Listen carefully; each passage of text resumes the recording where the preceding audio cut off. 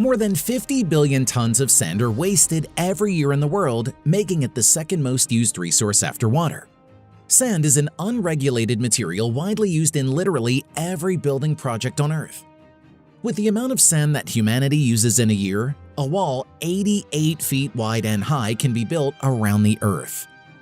And it would seem that this building material on Earth is inexhaustible. But as it turned out, world construction may soon stop due to the lack of sand. How can we run out of a substance that can be found in virtually every country on Earth and that seems to be virtually limitless?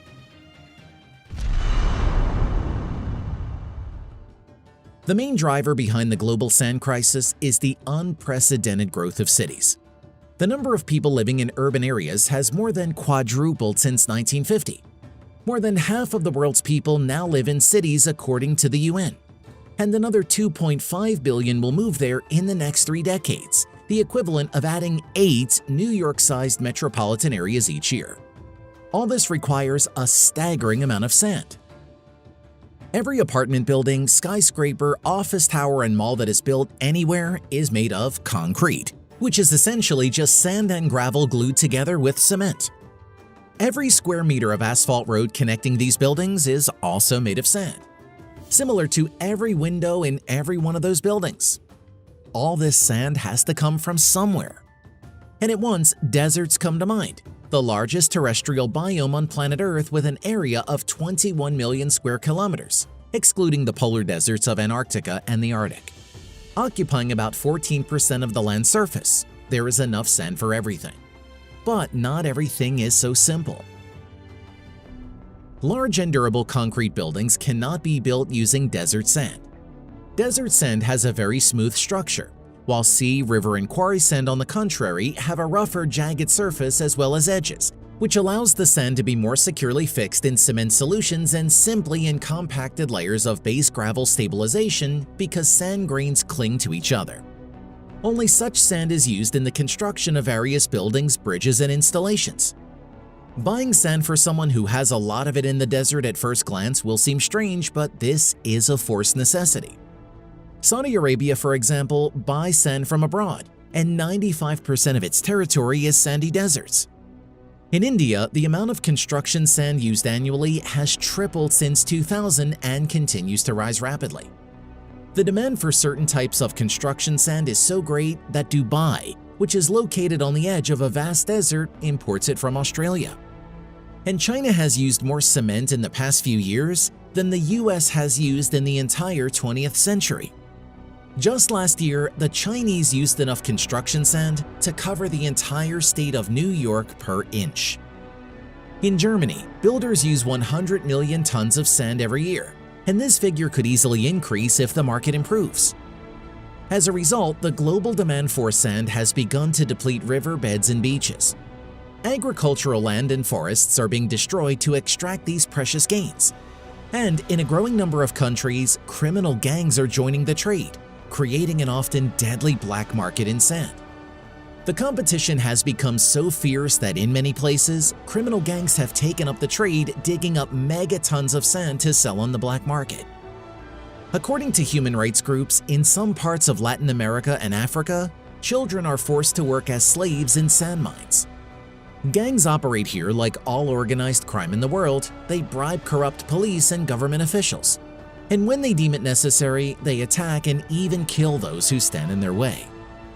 In June 2019, Jose Luis Alvarez Flores, an environmental activist from the southern Mexican state of Chiapas, who opposed illegal sand mining in a local river, was shot dead. 2 months later in Rajasthan, India, policemen were shot as they tried to stop a column of tractors transporting illegally mined sand. As a result of the ensuing firefight, 2 miners were killed and 2 policemen were hospitalized.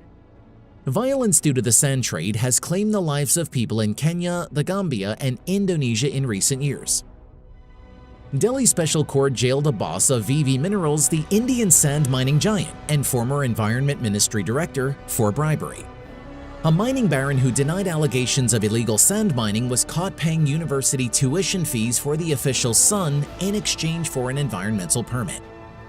The sand problem came as a surprise to many, says Pascal Peduzzi, a researcher at the United Nations Environment Program. But we can extract 50 billion tons of any material a year without having a serious impact on the planet. Ocean dredging has damaged coral reefs in Kenya, the Persian Gulf, and Florida. Sand mining is destroying marine habitats and muddying the water with sandy plumes that can affect aquatic life far from mining sites. Fishermen in Malaysia and Cambodia have lost their livelihood due to dredging.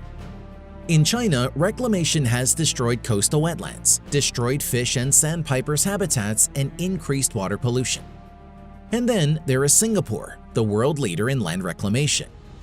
To create more space for its nearly 6 million inhabitants, the crowded city-state has expanded its territory by an additional 50 square miles of land, consisting of imported sand, over the past 40 years.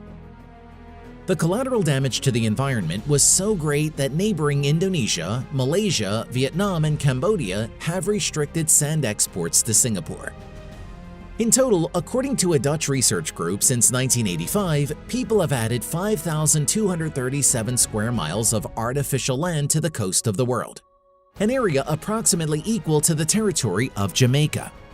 Most of it created from a gigantic amount of sand. Mining sand for use in concrete and other building materials is even more damaging. Sand for construction is most often mined from rivers. Grain is easily lifted with suction pumps or even buckets and transported in boats. But the deepening of the riverbed can destroy the habitat of benthic organisms. Whipped-up sediments cloud the water, suffocate fish, and block the sunlight that supports underwater vegetation.